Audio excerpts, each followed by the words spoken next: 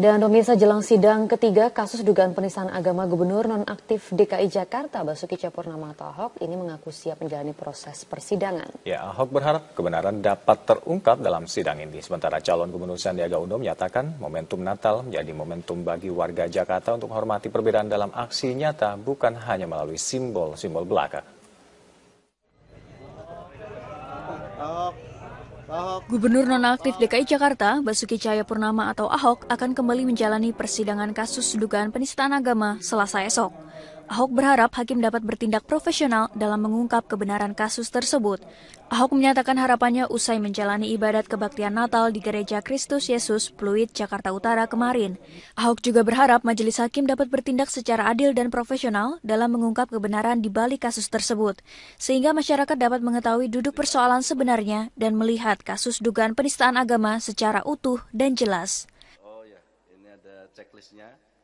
Ya, kita jalanin aja. Kita mau harap gimana kan? Kita semua di tangan hakim. Yang penting kebenaran diungkapkan, keadilan ditunjukkan aja saya kira.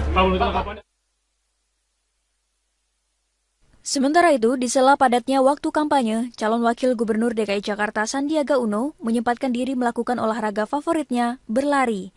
Bersama anggota komunitas Jakarta Berlari, Sandi berlari mulai dari Kebayoran Baru hingga Jalan Jenderal Sudirman. Bertepatan dengan momentum Hari Natal, Sandi mengajak masyarakat Jakarta saling menghormati dan menghargai antar sesama umat beragama dalam menjalankan ibadah. Di dunia usaha saya bermitra sama etnis Tionghoa, di dunia usaha saya bermitra dengan segala macam religi yang di belakangnya itu, tapi kita melihat bahwa ini adalah Indonesia kita yang perlu kita syukuri, bahwa kita punya keberagaman yang menjadi fondasi kekuatan daripada bangsa kita. Itu yang harus dijalankan. Jadi jangan hanya bicara simbol-simbol, tapi bicara dalam keseharian kita. Menurut Sandi, perbedaan di Indonesia adalah kekayaan yang harus dijaga keutuhannya. Perbedaan agama, suku, maupun ras seharusnya tidak menjadi pemecah bangsa. Tim Liputan, Metro TV. Pemirsa, Mahkamah Agung menyetujui perpindahan lokasi sidang lanjutan kasus dugaan penistaan agama dengan tersangka Gubernur nonaktif DKI Jakarta Basuki Cahayapurnama. Auditorium Kementerian Pertanian Ragunan, Jakarta Selatan dipilih sebagai lokasi sidang Ahok selanjutnya. Dan untuk mengetahui informasi selengkapnya, saat ini sudah ada reporter Kezia Ganetania dan juru kamera Ria Nurianingsih di Kementerian Pertanian. Kezia, apakah telah tampak kesiapan khusus jelang dipakainya Auditorium Kementerian Pertanian sebagai lokasi sidang Ahok besok?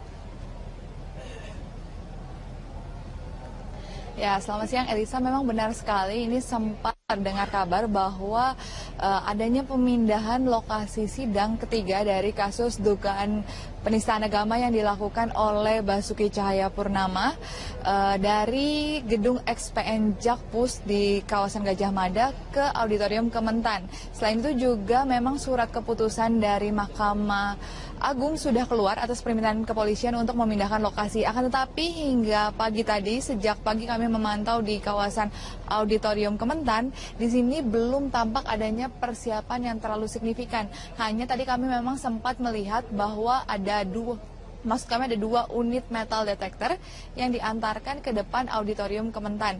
Akan tetapi ini memang belum jelas karena belum ada pihak yang bisa ditanyai akan fungsi dari dua unit metal detektor tersebut. Akan tetapi ini dapat kami sampaikan bahwa dari informasi terakhir yang kami dapatkan dari PLT Humas Pengadilan Jakarta Utara yang menyatakan bahwa rencana pemindahan untuk sidang ketiga besok ini tidak jadi dilakukan. Akan tetapi sidang ketiga besok ini akan tetap dilangsungkan di Gedung X Pengadilan Negeri Jakarta Pusat di kawasan Gajah Mada.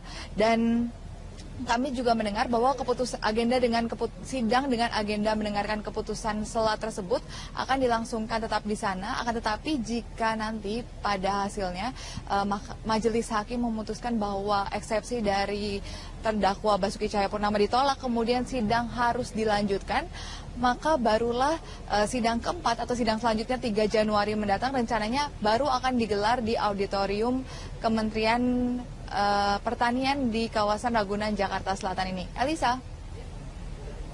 Ya, Kezia, lalu apa alasan pemindahan ini?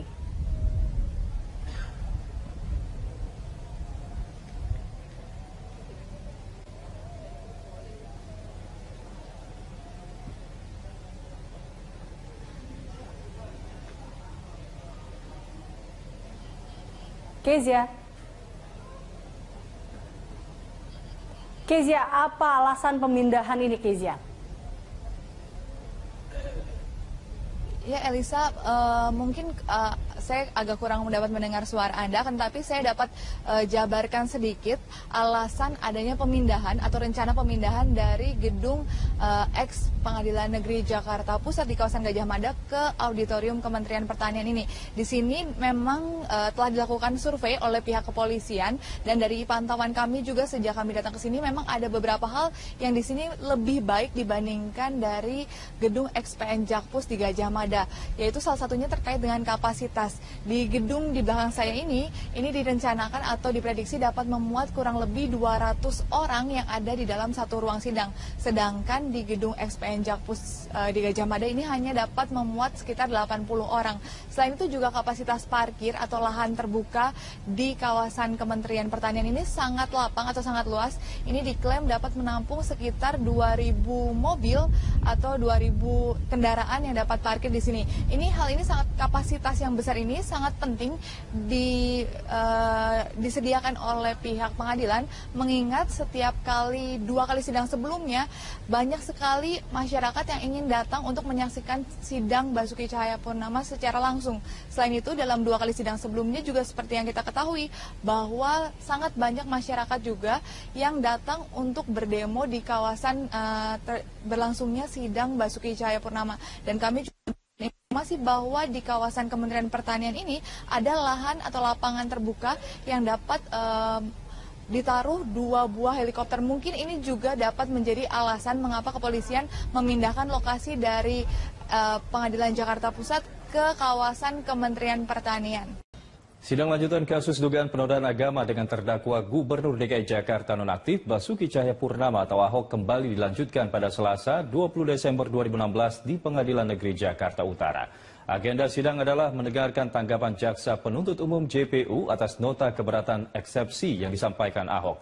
Selanjutnya sidang akan dilanjutkan pada Selasa 27 Desember 2016 pekan depan untuk mendengarkan putusan sela atas eksepsi yang diajukan Ahok dan penasehat hukumnya.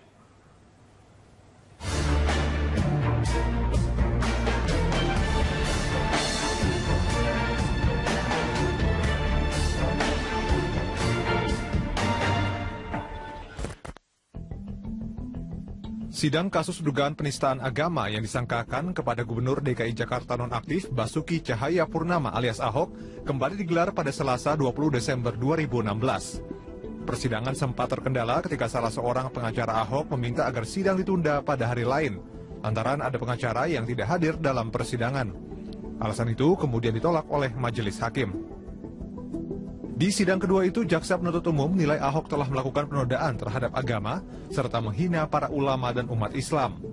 Oleh karena itu, keberatan terdakwa Ahok dan kuasa hukumnya dinilai tidak tepat, sehingga meminta majelis hakim mengabaikannya. Jaksa menganggap eksepsi tidak berkekuatan hukum dan sebaliknya dakwaan jaksa telah sesuai hukum yang berlaku. Atas dasar itu, jaksa menolak semua alasan yang dijadikan keberatan terdakwa yang disampaikan dalam sidang sebelumnya. Seluruh alasan keberatan yang diajukan oleh terdakwa dan penasihat hukum tersebut tidak berdasarkan hukum dan patutlah untuk ditolak. Dan oleh karena itu, maka kami selaku penuntut umum dalam perkara ini memohon agar majelis hakim yang memeriksa dan mengadili perkara ini menjatuhkan putusan sebagai berikut. 1. Menolak keberatan dari terdakwa dan penasihat hukum untuk seluruhnya. 2. Menyatakan bahwa surat dakwaan nomor register PDM 147-JKT-UT-12-2016 tanggal 1 Desember 2016 terdakwa Insinyur Basuki Cahayapurnama alias Ahok telah dibuat secara sah menurut hukum. 3. Menetapkan bahwa pemeriksaan perkara terdakwa Insinyur Basuki Cahayapurnama alias Ahok dilanjutkan. Seperti diketahui dalam nota keberatannya, Ahok menganggap dirinya tidak berniat menistakan agama. Pasalnya, jika didakwa menista agama, hal itu sama dengan menistakan orang tua angkat yang sangat sayang padanya. Saya seperti orang yang tidak tahu berterima kasih apabila saya tidak menghargai agama dan kitab suci orang tua dan kakak angkat saya yang Islamnya sangat taat. Saya sangat sedih. Saya dituduh menista agama Islam. Karena tuduhan itu sama saja dengan mengatakan saya menista orang tua angkat dan saudara-saudara angkat saya sendiri yang sangat saya sayangi dan juga sangat sayang kepada saya. Di hadapan majelis hakim dan terdakwa, jaksa menilai ada tidaknya niat seseorang menista agama tidak hanya dilihat dari niat dan pernyataan saja, namun dilihat dari rangkaian keterhubungan dari rangkaian peristiwa. Sementara itu mengomentari isi buku yang dikutip Ahok, jaksa mengatakan isi buku itulah yang justru bisa menimbulkan perpecahan di masyarakat. Sedangkan terkait kebijakan pro-Islam yang disebut Ahok dalam eksepsinya adalah wajar dalam kapasitasnya sebagai gubernur dan tidak bisa dijadikan pembenaran. Di persidangan sebelumnya, tim pengacara Ahok menyebut proses hukum yang dijalani kliennya dipengaruhi oleh tekanan massa atau trial by the mob. Tekanan massa yang dialami Ahok dianggap sudah berlangsung sejak Ahok menggantikan Joko Widodo sebagai gubernur DKI Jakarta. Hingga saat ini tekanan massa yang dialami Ahok begitu kuat untuk memaksa Ahok menjadi tersangka dan kini terdakwa. Hal itu terlihat dari cepatnya proses penyidikan kasus Ahok. Menanggapi adanya tekanan di kasus Ahok, jaksa penuntut umum beranggapan ada beberapa bagian tertentu yang sifatnya meluruskan pandangan penasihat hukum, karena dapat menimbulkan pemandangan keliru dalam menyikapi perkara ini. Jaksa menilai rekaman video pidato terdakwa yang diunggah di media sosial telah menimbulkan dinamika di masyarakat, bukan karena tekanan massa sebagai akibat video yang diunggah Buniani. Berdasarkan uraian itu, maka pelimpahan berkas dari polisi ke pengadilan bukan karena tekanan massa. Persidangan yang digelar di eks-gedung Pengadilan Jakarta Pusat di Jalan Gajah Mada berjalan dengan pengawalan ketat polisi. Hal itu dilakukan untuk mengamankan persidangan. Kegiatan sidang lanjutan Bapak Ahok tetap dilaksanakan di Pengadilan Jakarta Utara yang berada di Jalan Gajah Mada 17 ya, di Jakarta Pusat ya. Sampai sekarang kita belum mendapatkan ketetapan dari pengadilan, tentunya kita tetap akan menjaga di tempat itu ya. Jadi kita sudah membersihkan beberapa personil seperti yang kemarin. Seperti sidang sebelumnya, ratusan orang kelompok anti Ahok menyemut di depan gedung bekas Pengadilan Negeri Jakarta.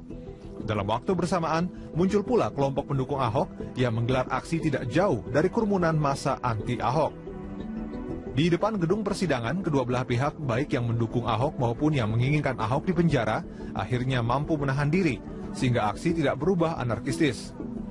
Hal itu tidak terjadi berkat kerja personel kepolisian yang membuat pagar betis dari sisi gerbang pengadilan mengarah ke arah utara. Secara umum, pengusutan kasus perkara Ahok dilakukan dalam waktu cukup singkat. Sejak dilaporkan pada akhir September, perkara disidangkan pada pertengahan Desember 2016. Kasus itu sendiri bermula dari kunjungan Ahok ke Kepulauan Seribu pada 27 September 2016 yang menyebut surat Al-Maidah ayat 51. Pada 6 Oktober, potongan video Ahok di Kepulauan Seribu diunggah Buniani ke media sosial Facebook. Ahok lalu meminta maaf kepada semua umat Islam terkait ucapannya pada 10 Oktober 2016. 14 Oktober 2016, sejumlah ormas berunjuk rasa di Balai Kota menuntut proses hukum Ahok. Demo kembali digelar pada 4 November yang meminta kasus Ahok kembali diusut. Pada 15 November 2016, Bareskrim melakukan gelar perkara kasus Ahok. Hasilnya, Bareskrim memutuskan kasus Ahok dilanjutkan ke tahap penyidikan dan Ahok ditetapkan sebagai tersangka pada 16 November 2016. Tidak terlalu lama, Kejaksaan lalu menyatakan berkas perkara Ahok lengkap atau P21. 13 Desember 2016, sidang perkara Ahok akhirnya digelar perdana di Pengadilan Negeri Jakarta Utara. Sidang pengadilan kasus dugaan penodaan agama dengan terdakwa Gubernur DKI Jakarta nonaktif Basuki Cahayapurnama atau Ahok akan dilanjutkan pada Selasa 27 Desember 2016 pekan depan. Majelis Hakim akan memberikan putusan sela atas eksepsi yang diajukan Ahok dan penasihat hukumnya dan meminta Ahok untuk kembali hadir. Pada sidang perdana, jaksa telah mendakwa Ahok dengan dakwaan alternatif antara pasal 156 huruf A KUHP atau pasal 156 KUHP. JPU menilai Ahok telah melakukan penodaan terhadap agama serta menghina para ulama dan umat Islam. Tim Liputan, Berita 1. Jelang perayaan Natal dan Tahun Baru 2017, Kapolri Jenderal Tito Karnavian memberikan peringatan keras kepada organisasi kemasyarakatan untuk tidak merazia tempat-tempat umum. Hal ini terkait adanya fatwa Majelis Ulama Indonesia tentang atribut Natal yang tidak boleh dikenakan umat Muslim.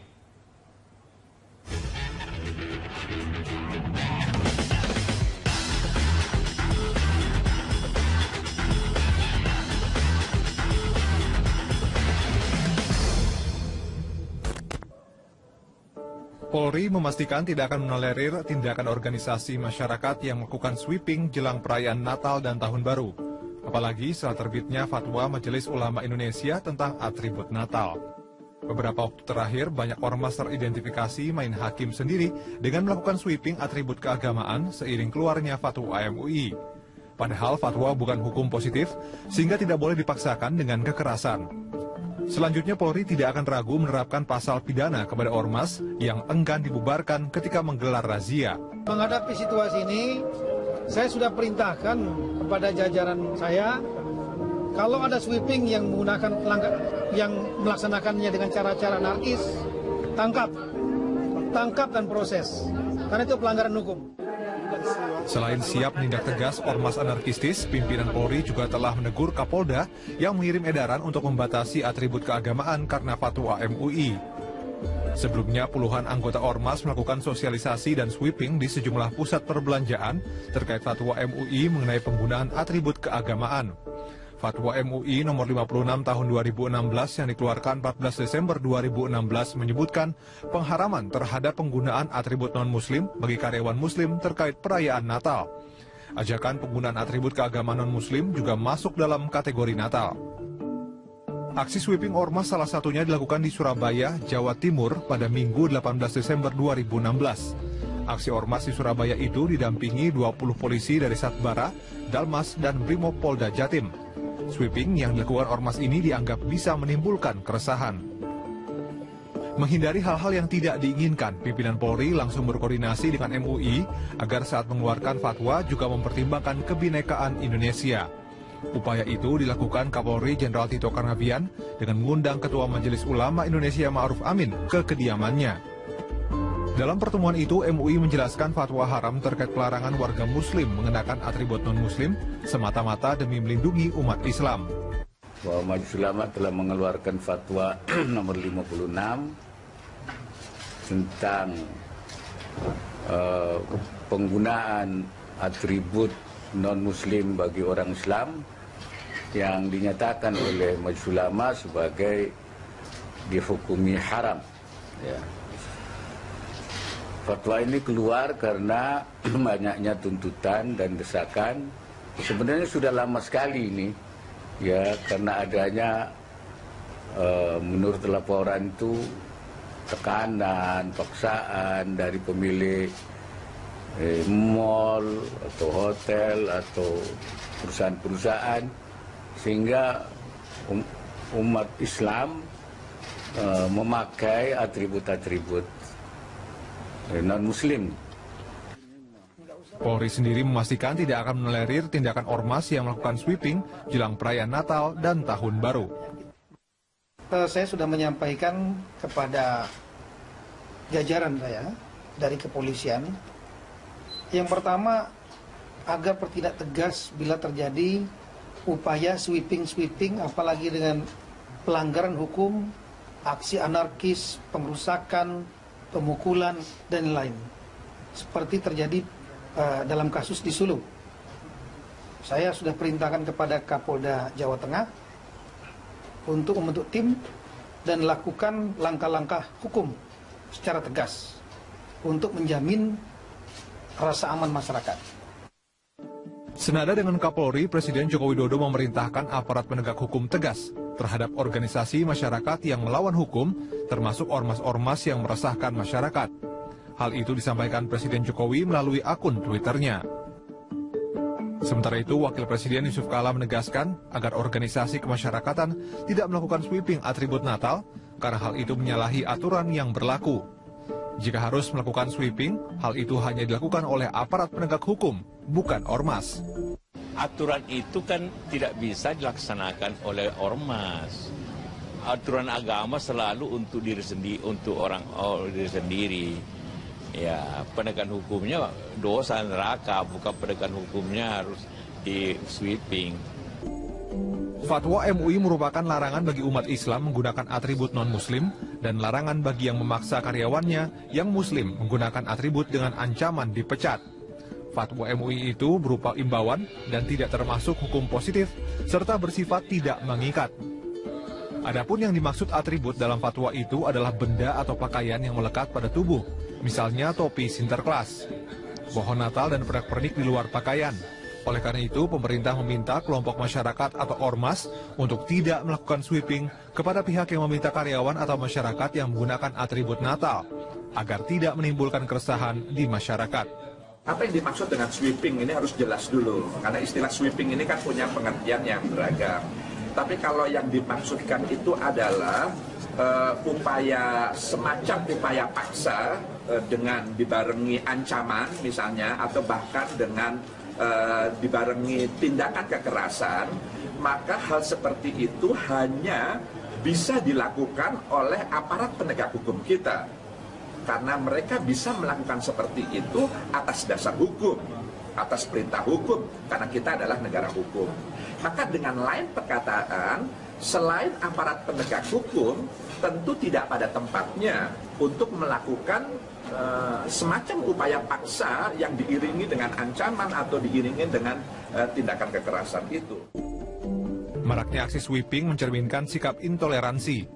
Sikap itu muncul akibat persoalan kemiskinan yang menyebabkan jurang pemisah semakin lebar hingga memicu konflik antar kelas di masyarakat. Selain itu ada upaya dari luar yang berusaha memecah belah persatuan karena ingin menguasai sumber daya alam kita. Reformasi juga berdampak pada kebebasan yang kebablasan. Banyak ormas mengaku berasas Pancasila, namun pada praktiknya sangat anti-Pancasila. Untuk itu pemerintah akan menindak tegas ormas-ormas seperti itu tanpa harus melanggar hak asasi. Karena kita berlima sekarang kumpul bikin ormas bisa kok, sah. Setiap warga negara Indonesia diberi kebebasan untuk berserikat. Boleh. Asasnya asas Pancasila. Kontennya Pancasila. Tapi setelah jadi ormas ya di luar tidak anti Pancasila. Itu kita peringatkan dulu. Pertama, kedua, ketiga. Kalau mengganggu ketertiban, polisi. Kalau masuk aliran sesat, kejaksaan yang proaktif itu aja. Meski aksi sweeping ormas kembali marak, Kapolri memastikan Natal dan Tahun Baru 2017 berlangsung aman dan kondusif. Selain menindak tegas sweeping ormas, Polri juga mendeteksi jaringan teroris di Indonesia hingga ke sel-sel terkecil, termasuk melakukan penangkapan dan penemuan bom di sejumlah lokasi. Ini kan ada dua macam teror. Ada yang melalui jaringan, ada yang melalui lone wolf. Jaringan itu sudah kita jejaki dari dulu, dan kelompoknya sampai sel-sel kecilnya sebagian besar terdeteksi, sebagian besar. Tapi mereka juga berusaha untuk menghindari deteksi intelijen dengan menggunakan metode-metode tertentu, ya, termasuk sistem komunikasi mereka. Nah ini sekarang pintar-pintaran kita. Ada yang lolos seperti kasus Tamrin, kasus di Samarinda, kasus bom di Polres Sulu, itu yang lolos. Tapi sebagian besar juga banyak yang berhasil dicegah seperti yang hari ini. Itu jaringan. Maraknya upaya radikalisasi dan perekrutan teroris via media sosial membuat Polri mewaspadai cyberterrorism, termasuk mewaspadai lone wolf, yaitu mereka yang belajar sendiri serta melakukan operasi secara mandiri. Sementara terkait sweeping ormas, terutama menjelang hari besar semisal Natal dan Tahun Baru, hal itu merupakan tindakan melawan hukum. Oleh karena itu, ormas harus mengedepankan musyawarah dan toleransi dalam menyosialisasikan fatwa MUI tersebut sebagaimana imbauan Polri. Tim Liputan, Berita 1.